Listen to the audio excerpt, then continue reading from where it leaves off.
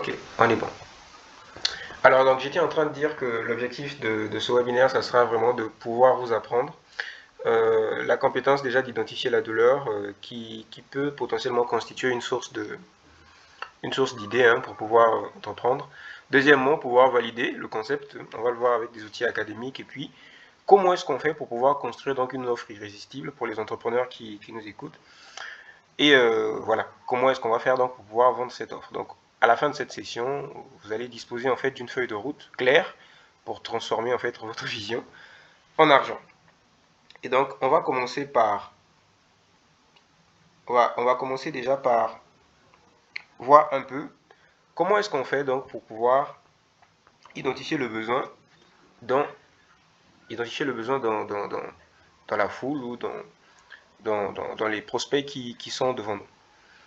Alors, en entrepreneuriat, on ne vend pas une idée. Ce qui est sûr, c'est ça. C'est qu'on vend en fait une solution à un problème spécifique. Ce qu'on utilise souvent, c'est de pouvoir chercher à identifier une douleur réelle ou un manque qui frustre les gens dans leur quotidien et qui font en sorte qu'ils ne puissent pas, en tout cas, se sentir à l'aise, moins OP par rapport à ce qu'ils font.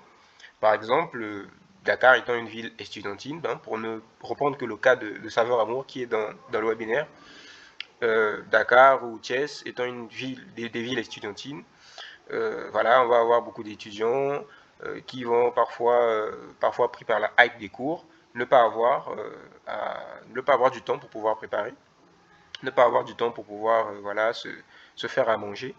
Et souvent aussi, étant donné que Dakar est une ville où l'accélération est assez prononcée, les gens se lèvent le matin, vont au boulot, font toute la journée au boulot, finissent par rentrer très fatigués, ils n'ont pas le temps de pouvoir se faire à manger, surtout pour les célibataires qui ne sont pas mariés, qui vivent seuls souvent.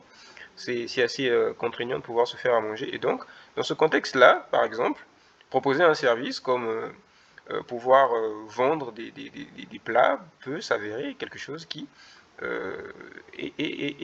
potentiellement résout un problème spécifique. Donc là, la douleur, ça sera le fait que la personne souffre pour pouvoir se trouver à manger. Et c'est un problème qui est réel. Joint à ça, par exemple, toujours dans le cas de saveur d'amour, le problème aussi des Congolais qui finalement quittent leur pays avec leur large gamme culinaire au pays et qui se retrouvent ici donc avec souvent une sélection de plats très limitée. Souvent il n'y a que du riz, il n'y a que du tchèp, il y a des plats vraiment très répétitifs. Et donc dans ce contexte, Saveur d'amour peut aussi apporter comme ça une variété qui sera une variété congolaise à un public congolais. Et ça c'est quelque chose qui également résout un problème. Donc l'idée c'est de pouvoir identifier à chaque fois un problème. Et donc, dans ce cas-là, si vous aspirez à devenir entrepreneur, il va falloir que vous puissiez apprendre à devenir un véritable radar à problème. Alors là, c'est vraiment quelque chose qui doit marcher avec vous tous les jours de votre vie. À chaque fois que vous voyez une douleur, il faut que vous puissiez avoir l'automatisme de pouvoir se demander, ok, comment on fait pour pouvoir résoudre ça? Est-ce qu'il n'y a pas une solution que je peux apporter pour résoudre ça? Et si vous avez ne serait-ce que le commencement d'une idée, allez sur ChatGPT, discuter avec lui, et voilà, trouver avec lui une solution probable qui puisse donc comme ça résoudre donc le problème. Et ça, c'est quelque chose qui vraiment devient finalement un mode de vie. Et quand on a trouvé comme ça le problème, l'idée, ça va être vraiment de chercher en fait les conséquences négatives de ce problème. Toujours. Ici, la formation que je suis en train de donner et ce que je suis en train de dire, l'idéal c'est que vous puissiez le noter pour que vous puissiez l'appliquer après, parce que ça c'est très important. Et aussi j'ai envie de dire tout de suite, n'attendez pas que je puisse finir, parce qu'il n'y a pas de session de questions-réponses, je ne le fais jamais en général sur MindUp. J'ai toujours l'habitude de dire, coupez-moi la parole pendant que je parle, si vous n'êtes pas d'accord, si vous avez une objection, si vous avez une question, peu importe. Et on discute, d'accord? Ce n'est vraiment pas une conférence où il y a un monologue, non.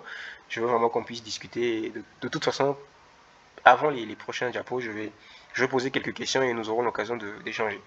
Donc après avoir identifié le besoin, il faudra forcément identifier donc les conséquences de ce manque-là, de ce problème-là. Donc quelles sont en fait les douleurs que ça engendre. Voilà, il y a plusieurs problèmes qui peuvent aller toujours dans le cas de Saveur d'amour, qui est le cas qui est déjà dans le webinaire. On peut par exemple avoir des étudiants qui vont finir par avoir des constipations, qui vont finir par avoir une malnutrition, souvent des colopathies parce qu'ils mangent mal, souvent des selles dures, hein, ça arrive tout le temps ça. Pour moi qui suis médecin, on le voit souvent à l'hôpital. Des travailleurs aussi hein, qui se retrouvent avec des colopathies, qui se retrouvent avec des maladies gastriques, parce que justement ils ont une mauvaise alimentation, et une alimentation souvent qui n'est pas très saine. Donc dans ce contexte-là, pourquoi est-ce qu'en fait il faut absolument qu'on puisse identifier quelles sont les conséquences qui vont avec le problème qu'on est en train de trouver dans la société. C'est pourquoi, parce que en fait, quand on va construire notre angle marketing, il faut qu'on puisse savoir en fait quelles sont les conséquences qui minent en fait la société dans ce contexte-là. C'est pourquoi il faut identifier en fait quelles sont les conséquences qui qu'engendre en fait ce problème. Donc ça peut être ça toujours dans le cas de saveur d'amour, ça va être aussi tout ce qui est frustration, tout ce qui est manque de productivité, souvent par asthénie, par fatigue. Asthénie, c'est un terme un peu médical pour dire fatigue. Fatigue constante, parce que qui ne mange pas bien, naturellement, sera fatigué. Et donc, il y aura une baisse de productivité, il y aura voilà, tout ce qui va s'accompagner de ça. Il y aura peut-être même potentiellement des frustrations, que ce soit au boulot, que ce soit dans la vie de tous les jours, qui est parfois justement causée par un problème d'alimentation. Donc, l'autre douleur que ça peut aussi engendrer, toujours dans le cas de saveur d'amour, ça peut aussi être des dépenses accrues. Parce qu'au final, acheter à manger, parfois, tout le temps, à l'extérieur, ça peut être cher. Alors que ça peut être une bonne idée, par exemple, que Saveur d'amour puisse proposer un abonnement mensuel qui va, comme ça, diminuer le coût financier donc, de la personne dans ses dépenses. Donc, tout ça, ce sont des problèmes, en fait, qu'il faut identifier à partir du moment où on a identifié le problème. Ici, on est dans un cas où je suis en train de prendre le cas de figure de Saveur d'amour, mais naturellement, il y a beaucoup d'autres business, beaucoup d'autres cas de figure. Donc, l'idée, c'est que vous puissiez identifier la douleur, une douleur, identifier, c'est-à-dire prenez un carnet, asseyez-vous, identifiez la douleur, mettez des mots dessus, ensuite identifiez, ok. Dans le cas du président Lèche, par exemple, qui fait des billets d'avion, l'idée, ça va être d'identifier le fait que les billets d'avion, souvent, sont chers dans le contexte africain, souvent aussi sont difficiles d'accès, et souvent, voilà, les gens, surtout pour les étudiants, pour les cibles étudiantines, même les travailleurs qui ont des budgets limités, c'est quand même assez compliqué de pouvoir payer un billet d'avion en une fois. Donc, quelles sont les douleurs que ça engendre? Parfois des frustrations, parfois je veux aller pour une réunion de travail, voilà, je peux pas parce que j'ai pas forcément le budget pour ça, je vais aller pour, je sais pas moi, euh, un anniversaire, un mariage, voir la famille, je peux pas parce que j'ai pas le budget pour ça, j'ai économisé parfois pendant toute l'année, et pendant les vacances, voilà, le billet il est trop cher par rapport à mes économies, et donc par exemple là, la solution qui pourrait être apportée, ça sera de pouvoir faire un préfinancement des billets d'avion, où la personne peut comme ça, payer en tranche jusqu'à ce qu'il puisse bloquer le billet d'avion, et le service peut garantir de pouvoir bloquer le prix du billet d'avion à un prix fixe. Donc, tout ça, en fait, ce sont des étapes qu'il faut pouvoir faire quand on veut en fait se lancer dans un business précis. Donc, on identifie le problème, on identifie en fait quelles sont les conséquences quotidiennes que donc provoque ce problème, et après cette troisième étape, après cette deuxième étape, pardon, autant pour moi, la troisième étape, ça va être donc de pouvoir identifier quelles sont les solutions qui peuvent être engendrées par rapport à ça. Alors, pour les solutions, ne vous en faites pas. Aujourd'hui, on vit dans un monde assez connecté. Il y a l'intelligence artificielle qui est là. À peine hier, j'étais en train de faire un webinaire dessus. Donc, sur les solutions, ne vous en faites pas. Une fois que vous avez identifié un problème, vous avez identifié les conséquences qu'il engendre, vous pouvez donc comme ça commencer à demander à l'IA quelles sont les solutions potentielles que je peux apporter à ce problème. Et si vous êtes en mesure d'apporter ces solutions, vous les apportez. L'idée, ça sera donc de présenter en fait votre offre à l'IA, et de lui demander en fait quelles sont les solutions qui vont avec. Donc ça vous aide en fait à clarifier exactement votre business. Si un jour on vous appelle pour dire ok, monsieur Lèche Alessa, madame Saveur d'amour, allez-y présenter votre entreprise, vous n'aurez aucun problème, parce que vous allez commencer par le problème, vous allez continuer avec les douleurs qu'engendre le problème et vous allez finir par la solution que vous proposez. Je suis Saveurs d'Amour, nous avons créé Saveurs d'Amour dans un contexte où des étudiants, des professionnels n'arrivent pas à et ça engendre plusieurs conséquences parmi lesquelles des constipations, c'est dans ce contexte que nous avons mis en place un service de restauration qui, voilà. Donc c'est comme ça que, en fait, quand déjà l'identification du problème est bien posée, on arrive même parfois à bien pitcher en art oratoire pour pouvoir présenter notre produit. Donc, maintenant qu'on a vu ça, l'idée, ça sera ensuite, après cette étape, d'aller tout de suite pour aller, excusez-moi, l'idée c'est, après cette étape, d'aller tout de suite faire ce qu'on appelle une étude du marché. Est-ce que jusque-là, il y a des questions? Est-ce que on est bon? Est-ce que il y a des objections? Quelqu'un veut intervenir?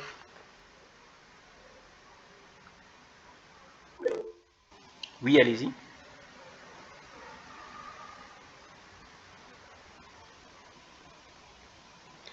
Quelqu'un a levé la main. Saveur d'amour a levé la main.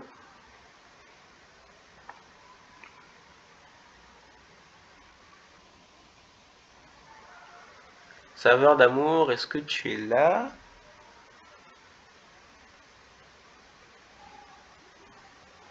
Alors, je ne sais pas si Saveur d'amour est en train de parler en ce moment, mais en tout cas, je ne l'entends pas.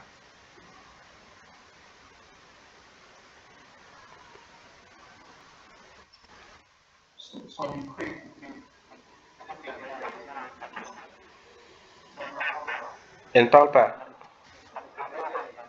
Ah, ok, d'accord. Oui, donc je suis en train de voir des messages.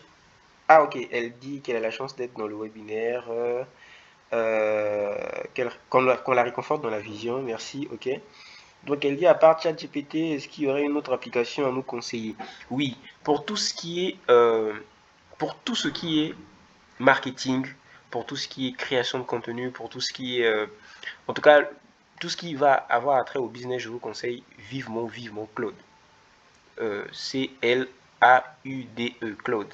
C'est une IA développée par Anthropic. Franchement, Claude est beaucoup plus axé sur tout ce qui est marketing, tout ce qui est SEO, tout ce qui est copywriting. En tout cas, Claude est magnifique sur ça. ChatGPT est bien, naturellement, mais il est un peu polyvalent, alors que Claude a été conçu pour ça. C'est vraiment une IA qui il est en fait optimisé pour pouvoir vraiment aider les entrepreneurs dans. Oui, je vais l'écrire. Euh, Claude. Vous pouvez taper sur la barre de recherche Claude AI. Donc je l'ai écrit dans la barre de discussion. Donc je disais, après avoir donc comme ça identifié quel problème exactement je vais résoudre, quelles sont les conséquences en fait qu'engendre ce problème et quelles sont les solutions que j'apporte, il faut aller faire une étude de marché. L'étude de marché est une étape importante dans la mise en place d'un business. Pourquoi? Parce que si vous ne faites pas d'étude de marché, ça sera difficile que vous puissiez bien vous positionner sur votre marché. Et c'est une étape que malheureusement beaucoup d'entrepreneurs ne gèrent pas, ne passent pas, parce que bon, ils trouvent que il faut faire de l'argent à tout prix. Alors que souvent, faire de l'entrepreneuriat nécessite en soi qu'on puisse quand même avoir une sorte de sérieux dans ce qu'on fait. Donc l'étude de marché passe par cet outil qu'on appelle l'analyse SWOT. Outil très célèbre, utilisé en entrepreneuriat, dans les cours d'entrepreneuriat, dans les modules d'entrepreneuriat. On apprend cet outil. Et donc, l'étude de marché, c'est cet outil. Enfin, c'est vraiment pour résumer, vraiment grosso modo. Et donc, cet outil, comment il est constitué? Comment il est constitué? C'est le système SWOT. C'est l'analyse des forces, des faiblesses, des opportunités et des menaces. Donc, l'analyse des forces, les forces internes, d'accord? À savoir que les forces et les faiblesses sont internes et les opportunités et les menaces sont externes. Donc les forces, c'est de pouvoir identifier vos compétences uniques. De pouvoir savoir, en fait, là, actuellement, où je suis, est-ce que j'ai la possibilité d'apporter une solution à ce problème? Est-ce que, voilà, quelles sont les forces que j'ai? Quels sont les atouts? Quels sont les points positifs que j'ai déjà en ma possession? Est-ce que c'est une compétence? Est-ce que c'est un ordinateur? Est-ce que c'est un Wi-Fi? Est-ce que c'est. En fait, qu'est-ce que j'ai en ma possession qui me donne un avantage pour pouvoir apporter une solution à ce problème. C'est très, très, très important de pouvoir faire l'analyse SWOT. Très important. Ensuite, toujours en interne, on analyse donc ses faiblesses. Ok, qu'est-ce qui constitue une faiblesse pour moi dans ce système? C'est-à-dire que, ok, moi je vais peut-être, comme le Grand Lège, peut-être pouvoir proposer un prix compétitif ou alors un préfinancement de billets d'avion par rapport à ce que je suis en train de faire. Ou alors comme saveur d'amour, je vais pouvoir proposer un service de restauration aux professionnels et aux étudiants. Mais quelles sont les faiblesses? Qu'est-ce qui ne marche pas? Par exemple, pour saveur d'amour, ok, moi j'habite à Thiès, alors que je veux proposer peut-être ce service à Dakar. C'est une potentielle faiblesse. Ok, peut-être que moi, en fait, actuellement, j'ai pas de compétences pour, je sais pas moi, l'entrepreneuriat. Donc, ok, c'est une potentielle faiblesse. Donc, j'écris, je prends en fait une feuille et j'écris. J'écris donc les faiblesses que j'ai concernant donc ce problème que j'ai repéré, concernant ma capacité à pouvoir apporter la solution à ce problème que j'ai repéré. Donc, j'ai écrit mes forces, j'ai écrit mes faiblesses. Maintenant, je sais que pour ce problème, voilà les forces que j'ai, voilà les faiblesses que j'ai.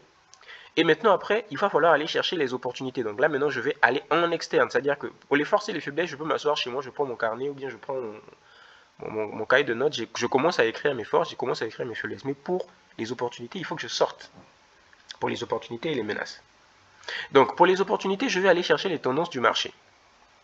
Je vais aller chercher les besoins non satisfaits, je vais aller chercher l'évolution technologique favorable, je vais aller chercher en fait tout ce qui peut constituer une opportunité pour moi pour pouvoir apporter une solution à ce problème que j'ai détecté. Par exemple, pour saveur d'amour, ok, moi je suis à Thiès, mais j'ai beaucoup de clients par exemple qui sont à Dakar, ok. Quelles sont les opportunités que moi je vais aller chercher par exemple dans les tendances sur le marché de Thiès, sur le marché de Dakar? En fait, qu'est-ce qui se passe actuellement et qu'est-ce qui peut constituer pour moi une opportunité? Est-ce que par exemple pour le fait que je sois à Thiès peut constituer une opportunité dans le sens où je peux acheter des produits moins chers? Est-ce que par exemple le fait que je puisse être à tel endroit ou que je puisse proposer par exemple telle variété de produits peut constituer une opportunité? Est-ce que le fait que je puisse par exemple avoir une moto peut constituer une opportunité dans le sens où je peux livrer facilement? Est-ce que le fait que j'ai ma cousine qui est à Dakar peut constituer une opportunité dans le sens où elle peut m'aider? En fait, l'idée c'est d'aller rechercher en fait n'importe quoi qui peut constituer une opportunité pour vous dans l'apport de la solution que vous êtes en train de vouloir apporter. Et après, toujours en externe, il faut donc aller chercher les menaces, parmi lesquelles il y a la première menace, ça va être la concurrence naturellement. La concurrence, en général, elle est toujours présente, et c'est vraiment quelque chose à ne pas, à ne pas dramatiser, si je puis le dire comme ça. Pourquoi? Parce que la concurrence est souvent le signe que le marché, il est fructueux. J'ai rencontré un jour quelqu'un qui est dans l'immobilier, il me disait, oui, mais moi, Dédi, je vais acheter un appartement et puis voilà, je veux faire louer et tout. Je me dis, mais tu sais, les appartements, ça coûte un peu plus cher tout le temps, tout le temps, tout le temps. Et actuellement, en fait, je pense pas que c'est quelque chose qui va marcher. Et il m'a dit, Dédi, est-ce que tu as constaté que tout Dakar est en construction et qu'on est en train de construire des immeubles un peu partout? J'ai dit oui. Il m'a dit, ok, depuis que tu vois qu'on construit des immeubles, est-ce que les prix ont baissé? J'ai dit non. Il m'a dit, voilà, c'est la preuve que malgré qu'il y a beaucoup d'immeubles, ben, l'offre ne couvre pas la demande. C'est pourquoi les prix sont en hausse. Parce que voilà, si vraiment l'offre couvrait la demande et que la tendance était inversée, les prix allaient diminuer. Donc crois-moi, je vais louer un appart, je vais trouver des clients, ça va bien se passer. J'ai dit, ah, vas-y. Et donc l'idée c'est de comprendre qu'en fait la concurrence est souvent un signe, un indicateur qu'il y a vraiment de l'argent à se faire de ce côté-là. Et quand on veut se faire de l'argent, il faut souvent tenir compte de la concurrence pour pouvoir proposer une belle offre. Donc, l'idée, ça va donc d'avoir aussi à chercher quelle faille est-ce que la concurrence a, que je peux aussi identifier comme opportunité. Mais il faut identifier toute menace qui peut constituer une menace, parmi lesquelles la concurrence, parmi lesquelles la réglementation actuelle du pays. Ça peut être un problème, la réglementation actuelle du pays. Est-ce que c'est pas finalement une menace pour moi? Est-ce que la conjoncture actuelle du pays n'est pas une menace? L'instabilité économique locale, ça peut être une menace. mon travail, je sais pas, peut être une menace, mon patron peut être une menace. En fait, identifiez tout ce qui peut constituer une menace. Ne restez pas derrière un écran ou, je sais pas, chez vous, dans votre chambre, mais l'idée c'est vraiment d'aller sur le terrain et de vérifier, discuter avec des gens, appeler des gens, aller sur Internet, en fait, sortez de votre zone de confort pour exécuter le système SWOT. Donc à partir de là, j'ai trouvé mon idée, j'ai trouvé le problème, j'ai trouvé les conséquences qu'avait ce problème, j'ai trouvé une solution, j'ai fait l'analyse SWOT, c'est-à-dire je me suis assis, j'ai identifié mes forces, j'ai identifié mes faiblesses, j'ai listé les opportunités et j'ai listé les menaces. Maintenant, je sais un peu comment est-ce que le marché se présente. Maintenant, à partir de là, bah, il faut bien que je puisse donc proposer mon offre.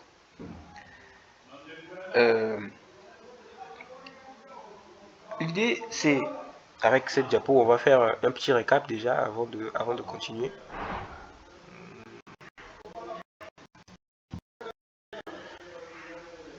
Ici, hein, on peut voir voilà, que voilà, le premier pilier, hein, comme je l'ai dit, ça va être donc l'étude de marché. Ici, on peut voir, voilà, on a un client ici qui va avoir beaucoup de problèmes. On va identifier la douleur. Une fois qu'on a identifié la douleur, on va donc aller effectuer déjà une étude de marché hein, pour aller voir comment se présente le marché. Dans cette étude de marché, on va commencer par les forces et les faiblesses. Nos forces, nos faiblesses, et ensuite, on va voir ensuite les opportunités et les menaces par rapport à l'environnement, par rapport au marché. Est-ce que jusqu'ici, on est bon? Est-ce qu'on peut continuer? Est-ce qu'on peut aborder la création d'offres maintenant? Est-ce que cette première partie, elle est bien assimilée? On s'est bien compris? Est-ce que c'est clair, c'est fluide? Est-ce qu'il n'y a pas de questions?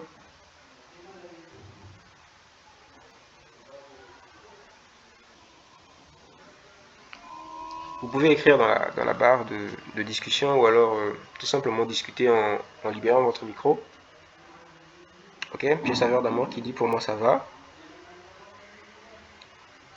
Les autres, Président Lèche, Duval, je vois Windy dans l'appel.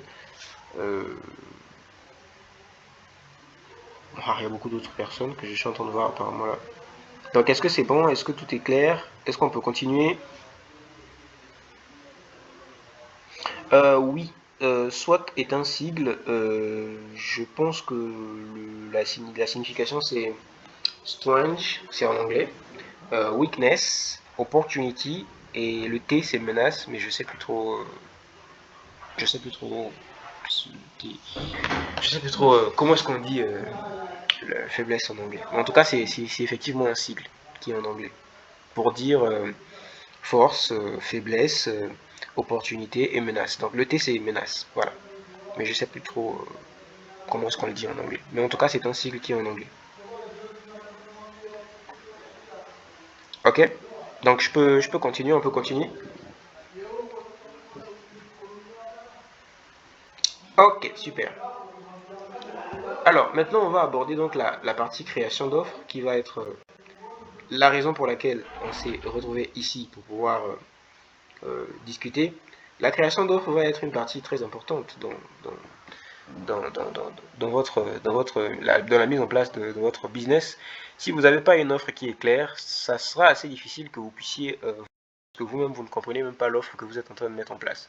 Donc construire une offre en fait irrésistible, c'est toute une compétence, c'est tout un art, et l'idée c'est qu'on puisse voir avec vous comment est-ce qu'on s'y prend.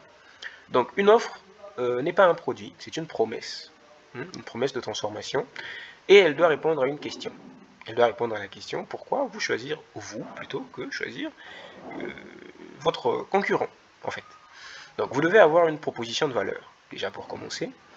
Euh, pour pouvoir créer une offre, vous devez premièrement avoir une proposition de valeur. Il faut définir en fait cette proposition clairement. Ok, qu'est-ce que moi j'apporte réellement? Qu'est-ce que je suis en train d'apporter à mon client réellement? Et donc, pour Saveur d'amour, par exemple, ça peut être euh, euh, alimentez-vous sainement à un prix compétitif ou à un prix réduit. Donc, il faut pouvoir identifier en fait la proposition de valeur. Qu'est-ce que vous apportez au client? Il faut pouvoir identifier vos bénéfices et vos caractéristiques. C'est-à-dire, qu'est-ce que vous apportez au client et surtout, comment ça se présente. Il faut lui vendre en fait le résultat final. Ça, c'est ce qui se passe toujours dans la création d'offres. Ce qu'on veut, c'est que pendant qu'on est en train de présenter notre offre, notre client puisse s'imaginer déjà à la dernière étape du processus. Il faut que on puisse vendre la dernière étape plutôt que l'offre en soi. Et ça, c'est vraiment, vraiment important de le comprendre dans tout ce qu'on présente comme offre. C'est pourquoi d'ailleurs les grandes enseignes, vous verrez que voilà, ils vont pas vous vendre, ils vont pas vous vendre le produit en tant que tel, mais ils vont vous vendre autre chose. C'est pour ça que les grandes marques d'ailleurs s'y prennent comme ça. Nike ne va pas vous vendre une paire de Nike, ils vont vous vendre la sécurité, ils vont vous vendre le confort, ils vont vous vendre le premium, l'identité sociale. Et ça, c'est quelque chose qui est possible parce qu'ils ont fait en fait une construction d'offres qui est basée à la fois sur leur proposition de valeur, mais surtout sur la valorisation finale de ce que veut le client. Parce que quand Apple fait la publicité, Apple ne va pas vendre un téléphone, il va vendre un statut social, il va vendre un confort, il va vendre une sorte de vision premium des choses. Et ça, c'est vraiment ce que veut le client. La plupart du temps, on n'achète pas un iPhone parce que voilà, on achète un iPhone parce que voilà, c'est le statut social souvent qui prime sur le besoin de notre achat. Et ça, c'est quelque chose qui est très très très important à comprendre. Et surtout, toujours dans la création d'offres, j'ai dit la première étape, ça va être la proposition de valeur. La deuxième, pouvoir comme ça vendre le résultat plutôt que vendre le produit. Et donc, la troisième, ça va être utiliser des garanties ou des preuves sociales. C'est très important. Une fois que vous avez déjà vendu une fois, utilisez ces preuves sociales pour dire, ok, tel client a été satisfait par notre offre. Ça réduit considérablement le risque que le client en fait met sur votre marque. Pourquoi? Parce qu'il voit qu'il y a quelqu'un qui a déjà utilisé, ça a marché. Et donc c'est super. Pour lui, c'est une belle opportunité pour pouvoir se lancer. Et ça, c'est très très très important. Donc, on va dire que pour la construction d'offres, on va avoir 3 étapes. Pour récapituler, la première étape, ça va être d'avoir une proposition de valeur unique. Ça peut être une phrase, ça peut être un ensemble de phrases, ça peut même être un paragraphe, mais si vous êtes un entrepreneur, si vous proposez un service, il est important que vous puissiez avoir cette phrase, cet ensemble de phrases ou ce paragraphe par cœur. C'est important. Moi, à chaque fois, quand on me dit, Dédi, qu'est-ce que tu fais sur MindUp Academy, j'ai déjà ma phrase que je répète, c'est-à-dire que c'est automatique, c'est ma proposition de valeur, unique. C'est comme ça qu'on fait. Moi, je vais te dire, ok, MindUp est une structure de formation sur l'art oratoire, dev perso, leadership et communication. Nous, ce qu'on fait, c'est qu'on apporte de la formation avec des outils pédagogiques reconnus, scientifiques et qui sont approuvés par la plupart des structures de formation. Ça, c'est la proposition de valeur de MindUp. À chaque fois qu'on va prendre la parole, ça sera toujours avec des outils qui sont clairs, concis, précis. Et ça, on peut me réveiller à 5 heures du matin, voilà, ça va venir tout seul. Et donc la proposition de valeur que vous avez dans votre entreprise, vous devez être capable de pouvoir le répéter à chaque fois, même si on vous appelle pour pouvoir, comme ça, présenter votre entreprise, je ne sais pas, à un endroit précis, il faut que vous puissiez avoir une proposition de valeur qui est claire, c'est-à-dire vous allez le dire avec une telle aisance que les personnes qui vont vous écouter sauront tout de suite que vous savez très bien ce que vous proposez et que vous êtes sûr de votre service. Donc la deuxième étape, ça va être de pouvoir présenter la finalité du produit plutôt que le produit en soi. Donc chez nous on dit, chez MindUp, devenez un leader en travaillant sur vous-même. Et ça, c'est quelque chose qui est vrai. C'est-à-dire que l'idée, c'est pas de vous dire, ok, nous, on va apprendre les techniques d'ethos en art oratoire, on va apprendre la posture, la gestuelle, le regard, la voix, le style vestimentaire. Non, l'idée, c'est de vous dire, ok, devenez un leader en travaillant sur vous-même. Devenez un leader, parce que c'est ce que vous voulez. Impacter le monde. Développer votre potentiel. C'est ça qu'on vend, en fait, chez MindUp. On va pas vendre, voilà, les slogans techniques en art oratoire. L'idée, c'est de proposer, en fait, au client la finalité du produit plutôt que, le produit en soi. Donc, ensuite, ça va être, la dernière étape, ça va être de proposer, donc, comme ça, une preuve client que vous avez un produit qui marche. Donc, des preuves sociales, ou alors, voilà, tout ce qui est avis client et ainsi de suite. vous m'entendrez souvent dire, souvent quand je prends la parole pour présenter Mind Up Academy, je vous dirai oui, Mind Up Academy est en place depuis janvier 2025 et à ce jour, nous sommes à environ une centaine de personnes de coachés. Donc ça, je le dis parce que c'est vrai et parce que ça peut constituer une preuve sociale. Donc, quand les gens entendent à environ une centaine de personnes coachées, ils savent que, ça veut dire que certainement, il avait dû coacher plusieurs personnes pendant longtemps, et donc, ça solidifie en fait, quelque part, l'expérience. Donc, qu'on puisse dire, oui, telle entreprise nous fait confiance, ou voilà, si Saveur d'amour est en partenariat, je ne sais pas moi, avec Orange, elle pourrait dire Orange nous fait confiance. Ça, c'est quelque chose qui potentiellement pourrait.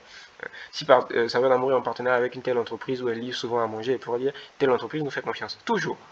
Toujours. Parce que ça fait en sorte que vous puissiez avoir une preuve sociale et que les gens puissent se souvenir de vous. Donc, pour récapituler, je récapitule parce que c'est pédagogique, pour pas que vous puissiez oublier. On a identifié un problème, on a identifié les conséquences de ce problème, on a apporté une solution, on a fait l'analyse SWOT en identifiant donc nos faiblesses, nos forces, nos opportunités et nos menaces. Et maintenant, il faut qu'on puisse créer l'offre. Et donc, pour la création d'offres, on a d'abord mis en place la proposition de valeur unique.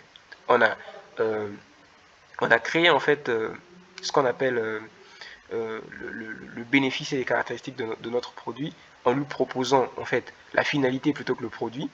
Et ensuite, maintenant, on a parlé de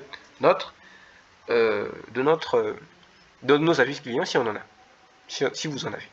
Donc, la construction d'offres, hein, je ne sais pas si jusqu'à là on se fait comprendre, mais c'est en fait c'est un texte en fait, c'est un paragraphe, c'est un texte. Il faut que vous puissiez avoir une offre, création d'offre, c'est-à-dire c'est un texte. C'est un texte, déjà de base de l'entreprise. Maintenant, après, chaque produit, naturellement, va avoir une offre particulière. Mais l'entreprise, en soi, est un produit, et donc, lui, l'entreprise, doit avoir une construction d'offres pour se vendre, en fait. Et d'ailleurs, c'est vrai pour tout, c'est vrai même pour vous-même, en tant que personne. Hein, un petit clin d'œil dev perso, en tant que vous-même, vous êtes un produit, et donc vous-même, vous devez avoir une sorte de création d'offres. D'accord? Vous devez savoir vous vendre vous-même. Alors, on ne fait pas du dev perso.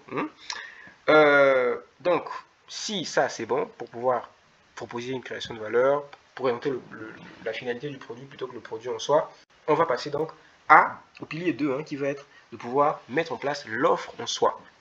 Déjà, ce qu'il faut comprendre avec l'offre, c'est que la personne doit être consciente que mon problème va être résolu si jamais je prends cette offre. Donc, là, on peut voir que la personne, il a un problème, il a un boulet qui vraiment le retient. Il va être dans une situation, en fait, il a un point A, il a une douleur, il a une frustration, il a un problème. Et l'offre que vous proposez, c'est le pont en or qui va lui permettre de quitter la situation actuelle où il est pour aller à une situation désirée. Et cette offre, ça va être le pont, ça va être le véhicule, le passage qu'il va utiliser pour pouvoir atterrir à la situation qu'il veut. C'est comme ça que l'offre doit être perçue. C'est-à-dire que lui, il a un problème. Vous allez déjà lui dire qu'il a un problème. Voilà le problème, je sais qu'il y a tel problème, tel problème, tel problème que vous avez. Nous, voilà ce qu'on propose pour que vous puissiez vous sentir comme ça, comme ça, comme ça, comme ça. En projetant le client à la dernière étape du processus, il s'imagine pouvoir avoir le produit déjà. Et c'est ça qui fait qu'il puisse acheter au final. C'est ça qui fait qu'il puisse sentir que j'ai vraiment besoin de ce truc, j'ai vraiment besoin de l'acheter. C'est seulement à partir de là, et c'est important d'avoir ce mindset, cette manière de voir les choses pour que vous puissiez comprendre que c'est comme ça que ça se présente. Donc là, je suis déjà dans l'offre de l'entreprise, c'est-à-dire dans l'offre du service que vous proposez. Maintenant, si le service, en lui, comprend plusieurs produits, on va maintenant aller dans les techniques de pricing. Le pricing, c'est quoi? C'est la capacité à pouvoir donner un prix à un produit. Ça, c'est un grand problème, hein, surtout dans un contexte où souvent la situation financière n'est pas convenable. Pouvoir faire du pricing, c'est compliqué. Mais ici, l'idée, c'est qu'on puisse voir ensemble que votre pricing doit être basé sur 3 choses. La première erreur déjà qu'il ne faut pas faire, c'est de vouloir mettre un prix qui est moins cher pour pouvoir avoir beaucoup de clients. Ce n'est absolument pas une bonne idée. ce n'est jamais une bonne idée. Et en général, vous aurez tendance à voir que ça va beaucoup plus seulement décrédibiliser votre expertise et fragiliser finalement votre rentabilité à long terme. Vous pouvez fixer un prix réduit si vous avez une sorte de stratégie de pricing qui fait que vous allez scaler au fur et à mesure en fonction de comment est-ce que vous allez proposer de la valeur à votre client. C'est possible, parce que rien n'est ni tout noir ni tout blanc. Mais ce qu'il faut comprendre, c'est que votre pricing doit être basé sur 3 choses. Première chose, il doit être basé sur la valeur perçue. On va revenir sur le diapo suivant, on va parler un peu plus en profondeur de la valeur perçue. Donc je vais juste paraphraser en disant que voilà, il faut fixer en fait votre prix selon le gain financier, déjà pour commencer, le temps économisé par le client et ce que lui il perçoit quand lui il voit votre produit. Donc, on ne va pas présenter un même prix à un étudiant qu'à un entrepreneur ou à un salarié. Ils ne sont pas pareils. Ils n'ont pas en fait un même poids financier, qui n'ont pas en fait la même portée financière. Donc du coup, le pricing déjà doit être basé sur ça, sur la structure financière ou sur la capacité, le pouvoir d'achat de votre client. Quel est le pouvoir d'achat de votre client? C'est pourquoi d'ailleurs, quand on fait du pricing et quand on fait même de l'entrepreneuriat tout court, dans les modules de création d'offres, ce qu'on fait en général, c'est après l'analyse soft, pouvoir faire ce qu'on appelle la création d'un persona client. Où on crée un persona ou des personas qui vont être adaptés en fait aux offres ou à l'offre qu'on propose. Et c'est à partir de là qu'on peut identifier que tel étudiant, par exemple, le pouvoir d'achat d'un étudiant ne peut pas être, par exemple, de payer 10 000 chaque jour. C'est pas possible. À moins que ce soit un étudiant assez riche ou un étudiant entrepreneur. Donc, l'idée, ça va être déjà d'être basé sur la valeur perçue que vous proposez sur le pouvoir d'achat de votre client. Il doit également être basé sur les coûts de production. C'est la deuxième valeur sur laquelle votre pricing va être basé. Les coûts de production que vous avez et que vous-même vous dépensez pour pouvoir mettre en place ce produit. Les coûts de production, si vous les contrôlez, vous saurez que voilà, moi je dépense par exemple 10 000 pour pouvoir mettre en place ce produit. Et donc à partir de là, vous ne pouvez pas, absolument, mais absolument pas, mettre en place un produit qui est en dessous de votre prix de production. Ça, je pense que c'est quand même assez basique. La troisième chose, ça va être que votre produit doit être basé sur la concurrence. C'est très important.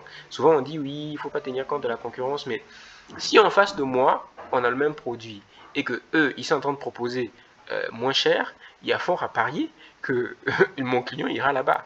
Et souvent, il faut voir, c'est vrai que ça dépend de plusieurs facteurs. Est-ce que le produit qui est présenté en face n'est peut-être pas de bonne qualité comme le mien, mais dans tous les cas, il faut tenir compte de la concurrence. Il faut vous positionner par rapport aux acteurs du marché. Il ne faut, c'est vrai, pas copier, mais il faut quand même tenir compte de la concurrence dans votre établissement du prix. Donc revenons un instant sur la valeur perçue que vous apportez à votre client. Ce qu'il faut comprendre, c'est que le prix que vous proposez doit être perçu comme étant moins, mais alors moins lourd que la valeur perçue du client. Le client doit avoir l'impression, alors si ce n'est pas une impression franche, ça va être une impression au moins soupçonnée que ce que je suis en train d'acheter là, c'est-à-dire que c'est moins que ce que je suis normalement censé acheter. Si vous arrivez à créer un pricing qui obéit à cette règle, à cette psychologie de valeur, vous avez réussi votre pricing. Déjà, pour la première raison, parce que, en fait, quand on achète quelque chose, on estime toujours que ce qu'on donne est moins important que ce qu'on reçoit. En tout cas, sur le coût pendant qu'on achète. C'est-à-dire que si j'ai 10 000 et que j'achète une paire de chaussures, en fait, la psychologie voudrait que, sur le coup, sur le moment, à l'instant précis, à l'instant T où je suis en train d'acheter, j'ai estimé que j'ai pas besoin de 10 000. J'ai besoin d'une paire de chaussures. Et ça, c'est quelque chose. Ou alors, peut-être que je ne suis pas en train d'acheter une paire de chaussures, je suis en train d'acheter un statut social. Si je suis en train d'acheter, par exemple, une paire Nike. Mon problème, c'est pas la chaussure. C'est la paire de Nike et qu'on puisse me voir avec ma paire de Nike. Et donc, je pourrais être en train d'acheter un statut social. J'ai estimé, dans ma psychologie, que j'ai besoin d'augmenter ma valeur perçue sociale. Et donc, les 10 000 que j'ai dans ma poche ne valent pas ce que je suis en train de chercher. Donc, je veux les libérer pour pouvoir avoir ça. C'est la psychologie de base. Et donc, il faut jouer sur cette psychologie pour pouvoir présenter, en fait, le bon pricing à votre client. Et donc, ce qu'on peut faire en général, c'est ce que font les entrepreneurs, c'est de pouvoir compiler comme ça, souvent, un pack. C'est-à-dire, mettez quelque chose de précis dans l'offre que vous êtes en train de proposer. Par exemple, si je suis en train de vendre, je ne sais pas moi, comme saveur d'amour, hein, des plats, au lieu de proposer seulement des plats, je vais vous proposer également un branding. C'est-à-dire que quand le plat va arriver, c'est-à-dire que quand vous allez voir, ça, il y aura un petit sticker qui sourit, il y aura un petit mot, il y aura un petit cadeau, peut-être pour la Saint-Valentin qui vient, un petit bonbon, un petit... Et ça, juste ça peut-être ça change la donne. Et donc là, la personne voit, enfin, ça c'est quand même premium, voilà, c'est pour ce que j'ai payé quand même. Voilà, ça c'est là, vous avez réussi votre coup. Souvenez-vous juste que la valeur que vous devez apporter doit être perçue comme plus grande que le prix que vous êtes en train de proposer. Ça peut être un gain de temps, ça peut être le statut social, ça peut être le fait de gagner de l'argent, ça peut être la sérénité, ça peut être ce que vous voulez, mais proposer une valeur qui a l'air beaucoup plus important que le prix que vous êtes en train de proposer. Et si vous arrivez vraiment à faire ce coup de génie, peu importe l'offre que vous proposez, je vous garantis que vous allez pouvoir vendre. Et ça, c'est, je pense, ce qu'on veut tous. Ok, j'en ai fini avec la création d'offres. Je vais entrer dans la partie marketing avant de finir. J'ai bientôt fini. Je suis à mon avant-dernière diapo, je pense. Est-ce qu'il y a des questions? Est-ce que on peut revenir sur la création d'offres? Est-ce qu'il y a, voilà, il y a quelque chose que vous voulez savoir qui est peut-être un peu flou jusqu'ici?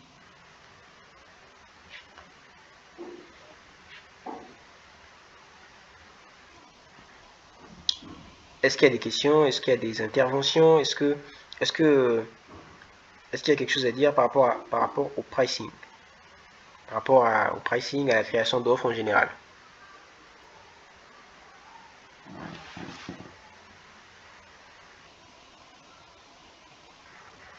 Donc, personne ne réagit.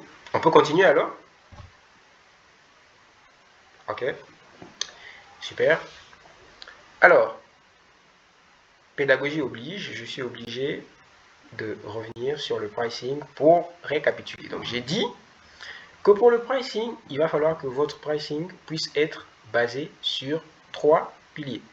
Premièrement, vous devez proposer votre prix en fonction du pouvoir d'achat du client, de la valeur perçue que vous êtes en train de donner à votre produit.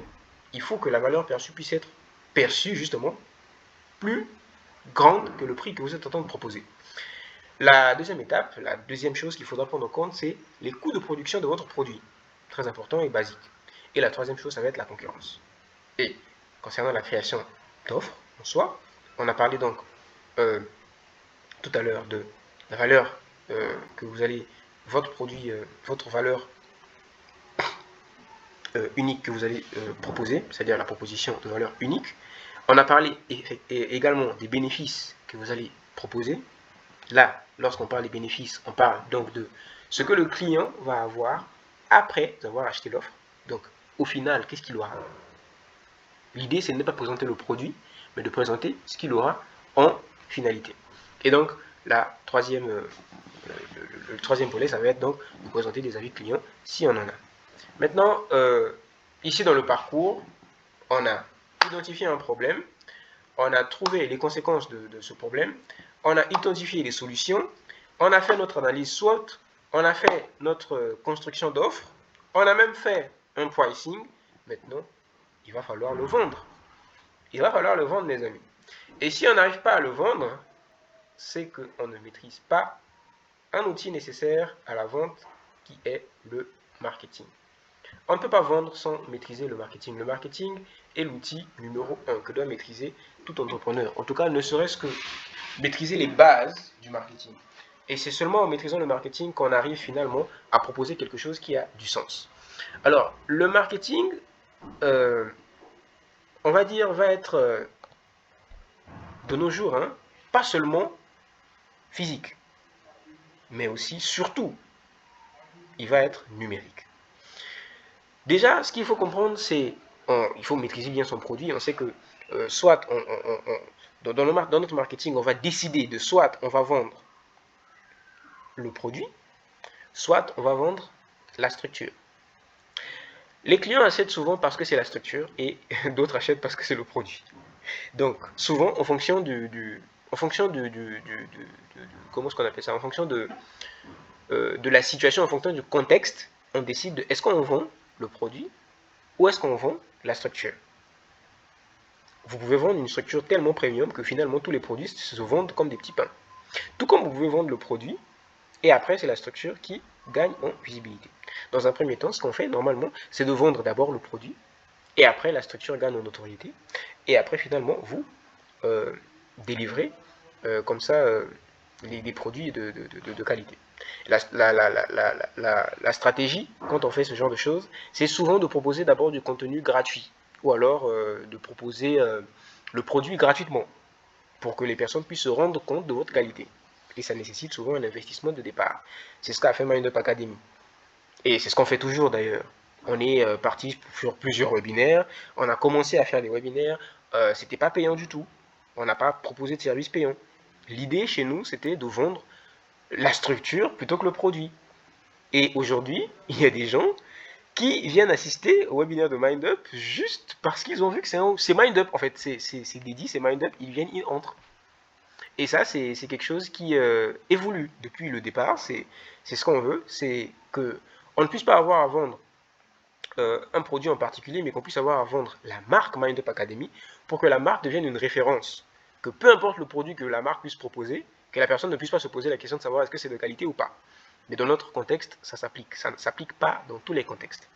Et donc, c'est ce qu'il faut déjà définir dès le base. Le marketing, on le base, on s'appuie sur quoi? Est-ce qu'on s'appuie sur le produit ou on s'appuie sur la marque? C'est très important. Et après, on a établi donc des tarifications qui sont, on l'a vu, des prix qui sont, on l'a vu, adaptés à la fois à nos coûts de production, au pouvoir d'achat, à la valeur perçue de notre client et aussi à la concurrence. On a trouvé donc aussi, excusez-moi, voilà, on a trouvé donc aussi, voilà, on a trouvé le prix. Donc maintenant, il va falloir décider de où est-ce qu'on va pouvoir effectuer le marketing. Donc, il y a plusieurs canaux d'acquisition client qui existent, que ce soit en ligne, que ce soit en présentiel. Mais il faut pouvoir en fait définir est-ce que moi, mon marketing, je vais faire un placement en ligne ou est-ce que je veux faire un placement en présentiel ou les deux. Mais même si vous faites les deux, il y a toujours un placement qui va primer par rapport à l'autre. Est-ce que je veux privilégier le placement physique pour privilégier le bouche à oreille? Ça peut être par exemple par l'impression des flyers que vous allez coller un peu partout dans la ville. Ça peut être par exemple par la promotion, par exemple en organisant un événement. Vous organisez un événement dans un restaurant par exemple, ou alors voilà, vous faites une affiche, vous vous dites voilà, comme le fait Saveur d'amour, on va faire tel événement tel jour, voilà, les plats seront gratuits pour mon anniversaire. C'est une méthode, c'est une stratégie marketing physique où les gens viennent pour pouvoir, voilà, ça s'applique à son contexte. Et d'ailleurs, je pense qu'elle vend de la nourriture, c'est tout à fait normal. Ou alors, vous allez décider donc de faire du marketing en ligne. Mais si vous faites les deux, souvenez-vous toujours que vous devez avoir un canal d'acquisition client qui est primaire par rapport à l'autre. C'est difficile de faire les deux et de s'en sortir. En général, il y a toujours un qui prime sur l'autre, même si en fait les deux vont ensemble. Donc, on choisit, si c'est en ligne, on va donc choisir, est-ce que ça sera WhatsApp, est-ce que ça sera par la production de contenu, est-ce que ça sera Facebook Ads, est-ce que ça sera le bouche à oreille, est-ce que ça sera de la publicité Facebook Ads, est-ce que ça sera du Google Ads, est-ce qu'on va produire du contenu éducatif, est-ce que par exemple si Saveur d'amour décide de pouvoir faire un marketing qui va être axé sur le numérique, est-ce que par exemple elle va produire du contenu, elle va un peu montrer comment est-ce qu'elle prépare, elle va montrer comment est-ce qu'elle fait le marché, elle va faire du storytelling sur sa vie, sur comment est-ce qu'elle fait les choses. Et là, oui, ça peut marcher. Elle peut comme ça avoir une grande communauté qui se forme autour de la marque ou alors autour du produit. C'est important de pouvoir décider qu'est-ce que vous mettez en avant. Mais il est toujours conseillé de mettre en avant la marque. Parce que la marque, quand elle est mise en avant, les produits se vendent sans que vous puissiez faire des efforts. Si vous arrivez vraiment à faire en sorte que la marque puisse être mise en avant, vous avez gagné en tout cas une grande partie de, de, du marché. Et si vous décidez de faire du marketing physique, alors vous décidez, ok, comment je m'y prends? Est-ce que je vais, par exemple, faire du dispatching de flyers? Est-ce que je vais aller dans les restaurants? Est-ce que je vais faire de la prospection physique? La prospection, c'est très efficace aussi. Euh, En fait, comment est-ce que je vais faire pour pouvoir faire en sorte que je puisse, comme ça, faire mon marketing? Donc, comment est-ce que s'organise donc comme ça les leviers marketing? Ici, on a ce qu'on appelle un tunnel de vente. Un tunnel de vente, c'est, on va dire, c'est une sorte de tunnel où voilà, est disposé donc les différentes étapes pour pouvoir vendre à un client. Ici, on a fait toutes les étapes, on est arrivé jusqu'à avoir un pricing, une offre convenable. Maintenant, comment on fait pour pouvoir vendre? Comment est-ce qu'on fait pour pouvoir vendre?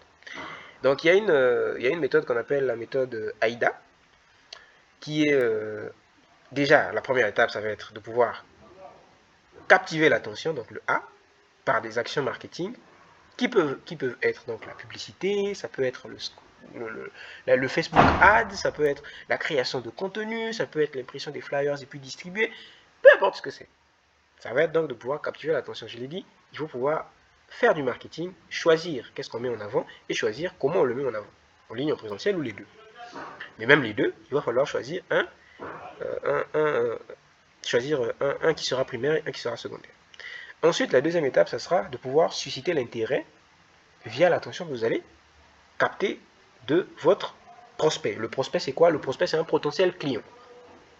Le prospect, c'est un potentiel client. Donc, l'idée, ça serait de captiver son attention. Donc, déjà, si je suis en ligne, par exemple, pour illustrer ce que je dis, et que je suis en train de vendre, je sais pas moi, on va rester sur le cas de Saveur d'amour. Je suis en train de vendre donc des plats. Voilà. Saveur d'amour peut ouvrir une page TikTok, par exemple. Je ne suis pas en train de dire c'est ce qu'elle doit faire. Hein. Je suis en train de dire qu'elle pourrait le faire. Elle pourrait le faire elle, ou elle pourrait voilà, demander à quelqu'un de pouvoir le faire pour elle. Donc elle peut ouvrir une page TikTok où voilà, elle filme un peu comment elle prépare les plats. Elle montre en fait l'ergonomie dans laquelle elle est. Elle montre la propriété dans laquelle elle est en train de travailler. Elle a des gants. Elle a vraiment des marmites qui sont propres. C'est-à-dire qu'elle donne envie d'acheter son produit. Sans forcément montrer son visage, hein, sans forcément qu'elle puisse parler. Si elle veut, elle peut même montrer son visage pour humaniser hein, son contenu. Et donc, comme ça, qu'est-ce qui se passe? Quand quelqu'un va être en train de scroller, il va tomber sur une vidéo tuto de Saveur d'amour sur où elle est en train de préparer voilà, du saka. Elle raconte par exemple l'histoire du saka qui est le pondu. Elle va raconter voilà, que c'est d'origine congolaise, que c'est fait à base de feuilles de manioc, voilà, c'est riche en protéines, ainsi de suite, ainsi de suite, ainsi de suite. Et la personne va s'intéresser, ça va capter son attention. Ensuite, l'idée, ça va être de pouvoir susciter l'intérêt sur le produit. Et donc, elle va, voilà, comme ça, donner, voilà, en fait, ce plat, quand il est mangé avec du manioc, voilà, il permet d'avoir une digestion rapide, surtout quand c'est chaud, voilà, voilà. En fait, elle va donner, en fait, envie à la personne de pouvoir acheter finalement, parce qu'en fait, elle suscite de l'intérêt. Et là, le prospect, il devient curieux. Il devient, ah, mais là, j'ai besoin en fait de goûter. Parfois, c'est un blanc, il n'a jamais mangé du saka, mais et quand il écoute ça, il a envie. Il dit, bon, écoute, donc là, ça va être la troisième étape qui va être le D. Susciter le désir sur le client qui est en train de suivre comme ça, en fait, la vidéo. Et donc, l'action marketing, là, ça va être de pouvoir susciter son désir. On a capté son attention, on a pu susciter son intérêt et on a suscité du désir. Et là, la dernière étape, ça va être donc de l'action. Elle va aller, pour aller donc comme ça, dire au client, voilà, le lien est dans la bio, vous pouvez cliquer sur le lien dans la bio pour discuter avec moi sur WhatsApp. Voilà, la personne clique, il va sur discuter, oui, bonjour madame, voilà, j'ai vu votre vidéo, je suis intéressé, comment ça se passe? Et donc là, la personne a fait une action. C'est ça qu'on appelle un tunnel de vente. Et c'est ça qu'on appelle tunnel de vente avec la technique AIDA. Et c'est comme ça que ça se passe dans tous les domaines. Le Grand Lèche le fait très bien via la production de contenu qu'il fait. Voilà, il est devant un poster avec plusieurs photos des personnes qui ont eu le visa. Il est en train de dire, ouais, si vous aussi, vous voulez aller faire des études, voilà, au Canada, en France, ou voilà, voilà. Et là, comme dit la personne, quand un étudiant lambda, il circule, il a un projet comme ça, il voit ça, lui, il a eu toutes ces personnes-là ont eu le visa, on a capté son attention. Et après, il va dire, nous, en ce moment, nous sommes en promotion, voilà, nous proposons que vous puissiez payer, par exemple, seulement après l'obtention du visa. Là, on suscite son intérêt, on dit, oh, mais ça, c'est une bonne affaire. Et donc, on suscite également par là même son désir, il va cliquer pour discuter. C'est ça qu'on appelle un tunnel de vente. Vous devez avoir un axe marketing clair. Est-ce qu'on met en avant le produit ou on met en avant la structure? À partir du moment où vous savez ce que vous mettez en avant, vous créez vous-même un tunnel de vente. Comment? Par l'identification du canal marketing que vous allez utiliser. Est-ce que je vais maximiser par la présence en ligne? Est-ce que je vais maximiser par la présence en présentiel, en physique? Les deux marchent, les deux vont ensemble, mais choisissez un qui soit prioritaire. Et les deux sont efficaces, vraiment franchement. Parce que en physique, vous avez le bouche à oreille. Et le bouche à oreille, il est très très efficace. Et en ligne, vous avez la puissance d'Internet, qui est aussi efficace que le bouche à oreille. Donc du coup, les deux marchent. Mais c'est rare de voir une entreprise qui fonctionne avec les deux en général. Les entreprises qui ont vraiment les deux sont des grandes enseignes, vraiment avec déjà une grande notoriété, une grande expérience, et souvent des gens spécifiques, des spécialistes en marketing qui travaillent dessus. Mais l'idée pour les petits entrepreneurs qui commencent, les auto-entrepreneurs qui commencent, ça va être d'identifier vraiment un axe précis et de rester dessus. C'est-à-dire que les résultats ne viendront pas tout de suite. Il va falloir rester dessus pendant 2 mois, 3 mois pour commencer à voir que là maintenant, c'est-à-dire que la notoriété est en train de se créer autour de ça. N'hésitez pas surtout à rester dessus. C'est-à-dire qu'il ne faut jamais se dire que ouais, je vais faire 2 vidéos, après c'est bon. Non. C'est la constance qui fera la différence entre vous et la concurrence. Donc maintenant, on a vu ce que va être un tunnel de vente. Hein. Maintenant, on va continuer pour voir ensemble donc quelques secrets, on va dire, de la vente que je vais donner rapidement avant de pouvoir clôturer le webinaire. Donc, je vais commencer par parler des 6 leviers de Cialdini. Alors, Robert Cialdini était un psychologue qui s'est intéressé à ce qu'on appelle la manipulation et l'influence, qui a donc écrit un livre qui s'appelle Influence et manipulation, excusez-moi, influence et manipulation, et où il a présenté donc comme ça 6 principes qui sont des principes de manipulation et d'influence qui peuvent vous permettre donc de booster comme ça votre business. Alors le premier principe, ça va être la réciprocité. Réciprocité, c'est quoi? Dans votre business, donnez de la valeur. Donnez de la valeur gratuitement. Pourquoi? Parce que les gens sont... Il y a une fonction interne chez les gens qui font en fait qu'ils se sentent redevables après avoir reçu quelque chose gratuitement. C'est très important. Enfin, on crée en fait un sentiment de redevabilité envers un prospect quand on lui donne quelque chose de gratuit. Donc n'hésitez pas à proposer une partie de votre produit, une partie de votre service gratuitement, comme d'ailleurs le fait MindUp à travers les webinaires, pour que les personnes puissent se rendre compte que votre produit est de qualité. Et aussi pour qu'ils puissent avoir ce sentiment de réciprocité, de redevabilité qui va naître au-dedans d'eux. Le deuxième principe de Cialdini, ça va être l'engagement. Faites un petit pas sans risque à votre client. L'idée, ça va être de pouvoir l'emmener à s'engager avant de pouvoir lui proposer votre service. Ça passe par exemple par... j'ai un exemple que je donne souvent quand je parle de ça. C'est quand tu rencontres quelqu'un que tu lui dis, tu sais, à Gaza, il y a tellement de personnes qui sont décédées, qui sont mortes, qui souffrent, qui ont faim et tout. Et il va se dire, oui, c'est vraiment triste.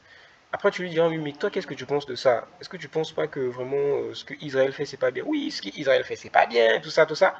Après, tu pourras lui dire, ok, ben écoute, en fait, là, actuellement, je suis dans une association et on est en train de faire une collecte de fonds pour envoyer à une ONG qui va soutenir les personnes affamées à Gaza.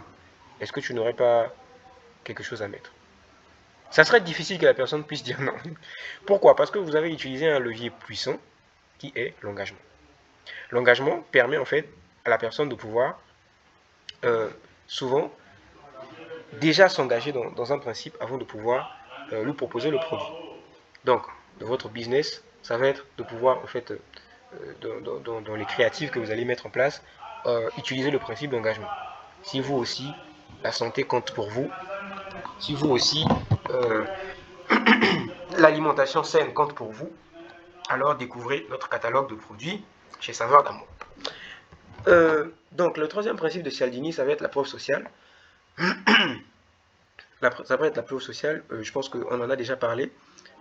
Les gens vraiment ont ce qu'on appelle cet effet grégaire à suivre ce que tout le monde fait. Et la preuve sociale, c'est vraiment, ça marche, c'est prouvé, c'est scientifique. Je ne pense pas que je vais développer longtemps dessus, tout le monde sait que ça marche. Donc le quatrième principe, ça va être l'autorité. L'autorité, pourquoi? Ça va être de pouvoir démontrer votre expertise, votre professionnalisme, pour que les gens puissent acheter. De pouvoir leur montrer en fait que vous êtes légitime de ce que vous êtes en train de proposer comme produit.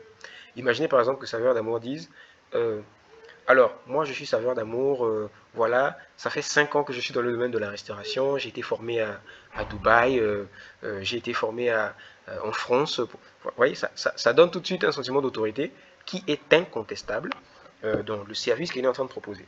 Et ça, rien que ça, c'est déjà un levier puissant pour pouvoir vendre. Le principe d'autorité, c'est pas seulement aussi d'utiliser sur soi, hein. C'est aussi de pouvoir dire nos produits sont 100% bio et a été validé par telle structure qui est, par exemple, une structure agrémentée. Ça aussi, c'est un principe d'autorité qui peut être appliqué à son business. Et donc, ça marche de tonnerre. C'est vraiment quelque chose qui marche. Le cinquième principe, ça va être la sympathie.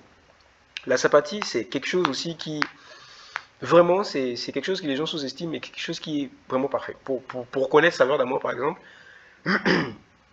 avec elle, l'une des raisons pour lesquelles souvent les gens viennent à la marmite du week-end, c'est à cause de Saveur d'Amour. Pas souvent à cause du produit.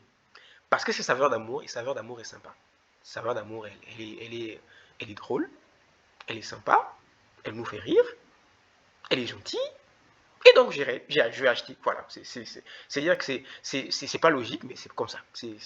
Et c'est quelque chose qui est très fort dans le business.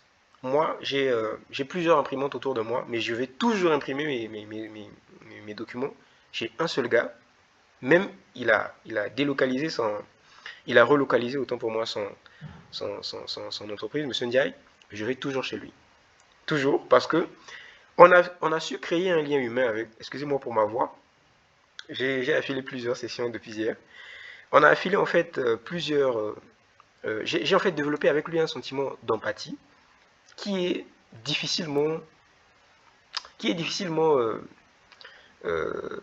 qu'on peut difficilement délier. Ce qui fait qu'en fait à chaque fois, quand j'ai besoin d'imprimer, je vais chez lui.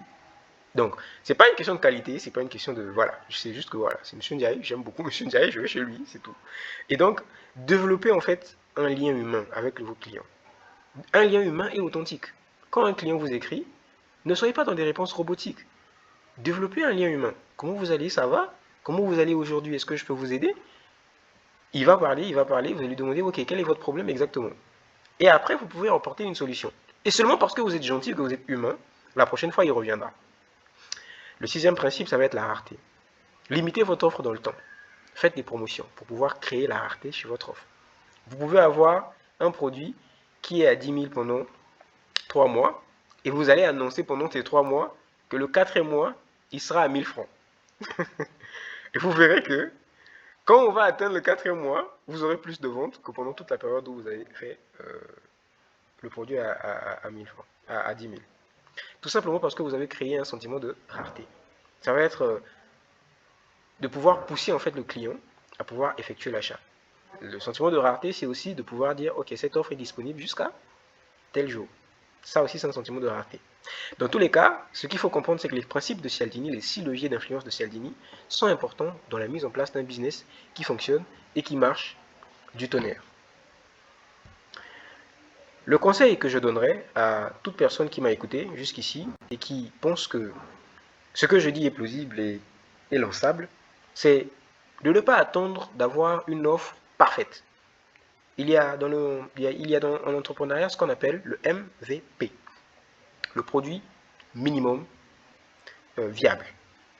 Alors, si vous avez une idée aujourd'hui, peu importe ce que c'est que l'idée, si vous avez aujourd'hui, pendant que je suis en train de parler, une idée, n'attendez pas. N'attendez pas que vous puissiez avoir tout ce qu'il faut pour pouvoir lancer.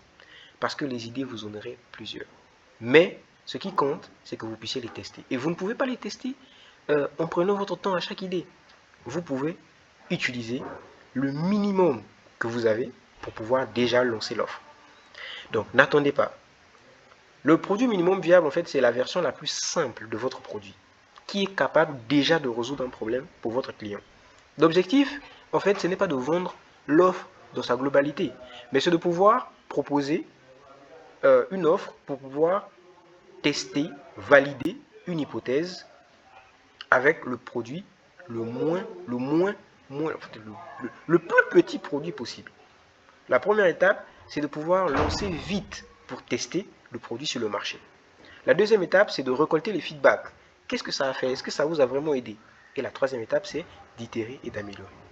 Souvenez-vous, si vous n'avez pas honte de la première version de votre produit, c'est que vous avez lancé trop tard, en général.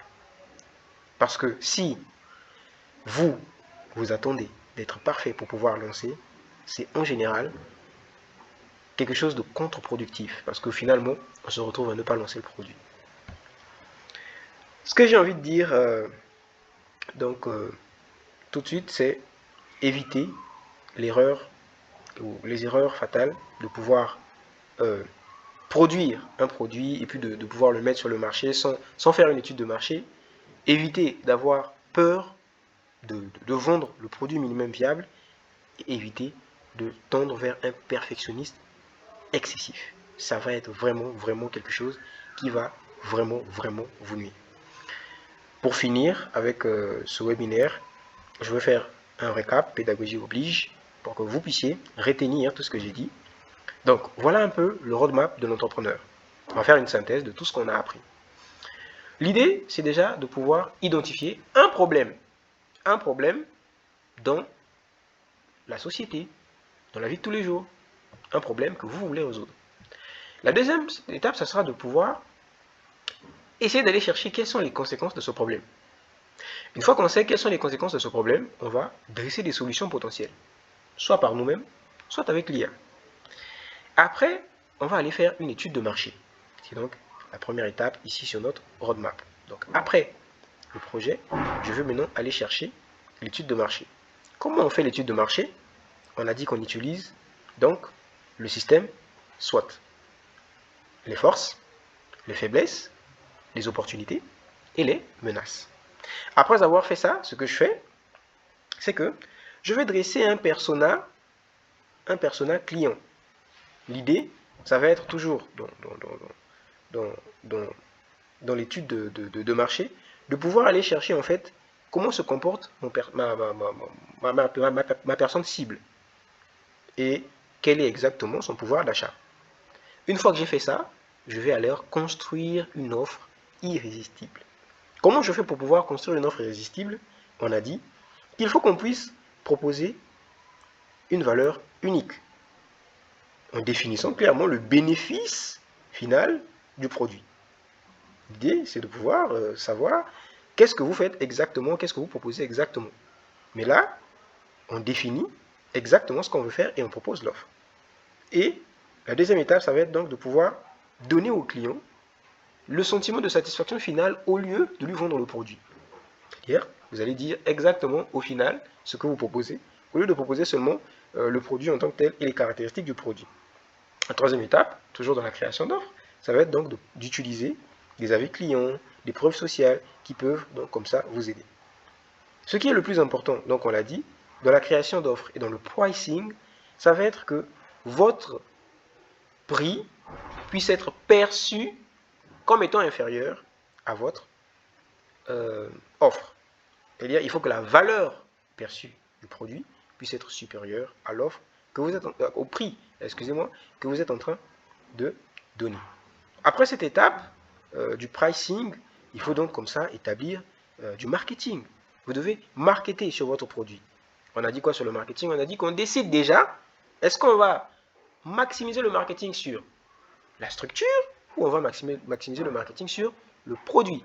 Contextuellement, on décide et ensuite on décide, est-ce qu'on va faire le marketing en ligne prioritairement ou alors on va faire du marketing physique prioritairement. Une fois qu'on a décidé, on choisit alors donc comment est-ce qu'on va faire pour pouvoir vendre via un tunnel de vente. On constitue le tunnel de vente, on met en place le tunnel de vente et là, on atteint le succès. Maintenant qu'on a dit tout ça, j'ai envie de dire tout de suite, maintenant, voilà ce que je vous propose sur un plan d'action sur 3 jours, sur 30 jours. Les premières 24 heures, utilisez-les pour pouvoir identifier un problème. Si vous avez déjà une idée, tant mieux. Vous pourriez passer à la deuxième étape. Mais la première étape, c'était déjà de pouvoir identifier une idée claire que vous pouvez utiliser pour pouvoir mettre en place un business. Ensuite, utilisez tout ce qu'on a dit dans ce webinaire pour les 7 prochains jours pour faire une validation de terrain. Allez à la rencontre des 5 prospects potentiels, interrogez-les, faites en fait une étude de marché selon les méthodes qu'on a données ici. Et ensuite, en un mois, essayez de pondre un produit minimum viable. Mettez-le en place, mettez-le en vente, et tout de suite, vous verrez que ça va marcher si vous avez respecté à la lettre et de la bonne manière toutes les étapes dans ce webinaire. J'en ai fini, c'était un plaisir de pouvoir encore une fois faire passer ce moment avec vous, ça fait toujours plaisir. Je suis à vous s'il y a des questions, s'il y a des objections, s'il y a des rebondissements, s'il y a des apports même, hein, parce que c'est une communauté, s'il y a des apports, je suis tout à vous pour les questions. Merci.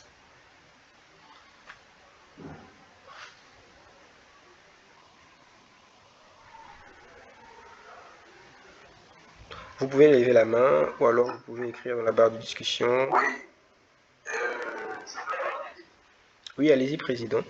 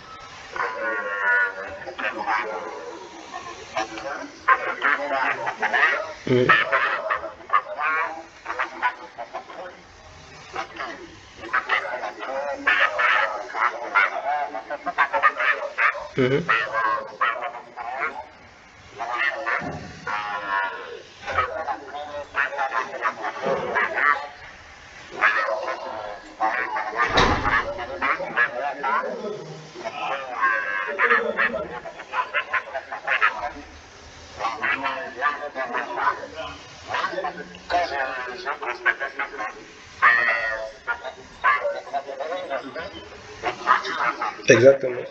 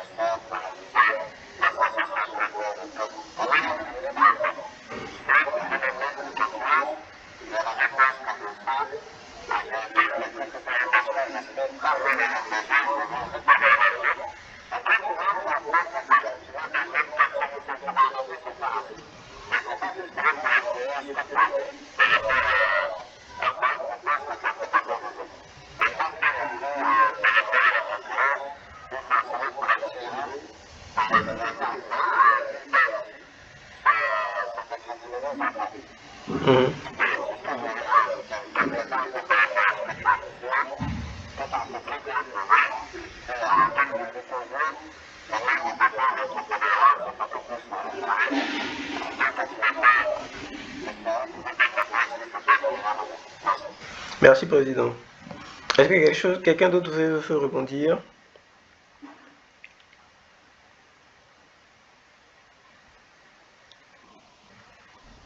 Oui, il y a Saveur d'Amour qui a rebondi dans la barre de chat. Elle a dit merci à toi, c'était très enrichissant. Pour ma part, je sors de là avec un bagage chargé. Merci Saveur d'Amour.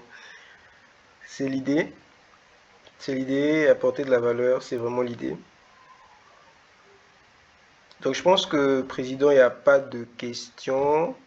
Je ne vois pas de main levée, je ne vois pas de questions dans la barre de discussion. Donc, alors il y a Duval qui a levé la main. Vas-y Duval.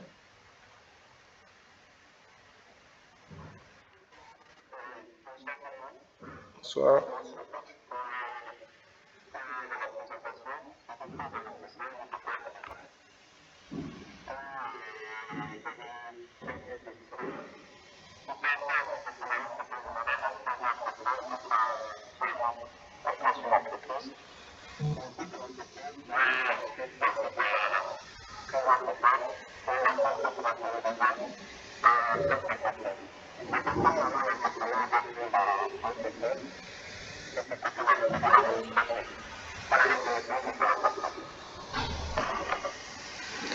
Merci Duval pour la question et merci pour vraiment l'intérêt que tu as porté au webinaire et tant mieux si tu as pu apprendre quelque chose. Alors, ce que je conseillerais, hein, c'est vraiment mon avis et c'est subjectif, c'est assez personnel. Ce que je conseillerais à un entrepreneur, c'est déjà de se coller à son contexte. Il y a, je vous êtes d'accord avec moi que si tu as 10 idées business ou 20 idées business, tu ne vas pas te mettre à aller t'enregistrer à chaque fois que tu as une idée business. L'idée, c'est déjà en fait de traverser la période d'étude de marché et puis de pouvoir proposer ton offre et puis de pouvoir attendre que tu puisses atteindre un certain chiffre d'affaires. Évoluer dans l'informel n'est pas illégal.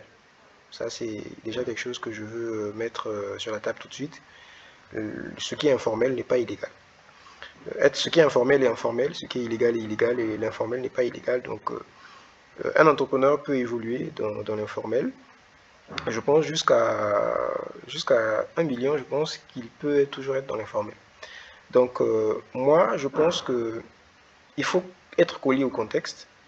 Il y a des business qui pourraient être mis en place, par exemple des startups, ont besoin d'être légalisés tout de suite. C'est-à-dire tout de suite, tout de suite, tout de suite, avant même de pouvoir faire ta proposition d'offre. Si tu n'es pas enregistré en tant qu'auto-entrepreneur, déjà ça passe pas. Donc il faut être collé au contexte. Si le contexte impose que vous puissiez vous légaliser avant de pouvoir commencer, faites-le. Mais si le contexte ne l'impose pas, je conseillerais vraiment à ce que vous puissiez déjà tester l'offre, ne serait-ce que pour 1 mois, 2 mois, voir que l'offre, il rapporte et que c'est un business qui est scalable, qui, est, qui peut être pérenne sur le long terme. Et à partir de là, enregistrez-vous. Mais c'est vraiment pas nécessaire de pouvoir enregistrer une entreprise qui finalement après finit par ne pas être en activité. C'est pas intéressant, c'est pas souhaitable. Donc une fois qu'on voit que l'entreprise elle est viable, hein, et il n'y a pas vraiment de, c'est-à-dire tout ce que je peux donner c'est peut-être un indicateur quoi, voir qu'à partir du moment où on fait un chiffre d'affaires voilà qui est croissant, mais sinon il n'y a pas vraiment de, de, de protocole en tant que tel à suivre pour pouvoir voilà, savoir que là, il faut que je puisse aller enregistrer mon entreprise. C'est vraiment au feeling, c'est au cas par cas, c'est au contexte. Mais c'est vraiment, voilà, c'est vraiment l'indicateur que je peux donner, c'est la croissance même du business. À partir du moment où vous voyez que voilà, je peux pérenniser ça, il faut vraiment s'enregistrer pour pouvoir crédibiliser encore plus votre entreprise et même avoir des partenariats avec des grosses structures. Donc voilà un peu hein, pour ta question Duval. Je ne sais pas si j'ai pu répondre. Merci. Euh, donc, est-ce qu'il y a d'autres questions?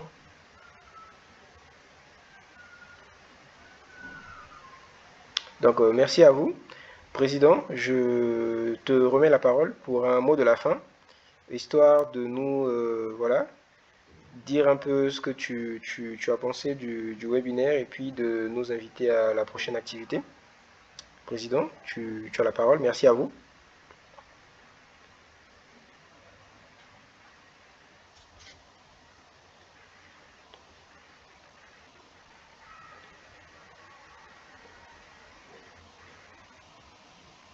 Président, est-ce que tu es là?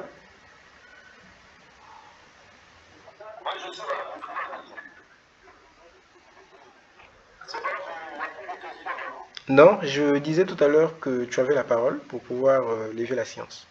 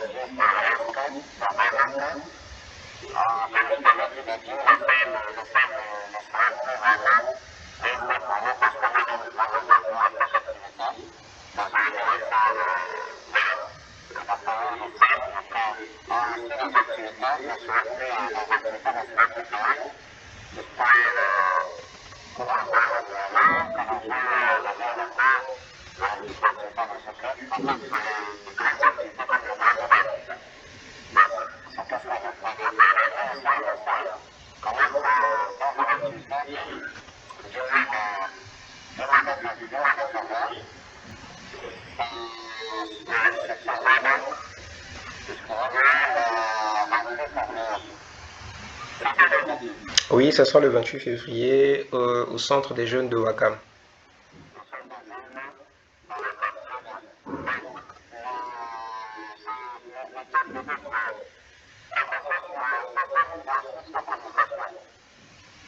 Oui, bon, le thème peut changer, hein, mais en tout cas, ce qui est sûr, c'est qu'on va aborder un thème soit de dev perso, ou alors, selon les besoins de la communauté, peut-être encore un thème sur l'entrepreneuriat, je sais pas.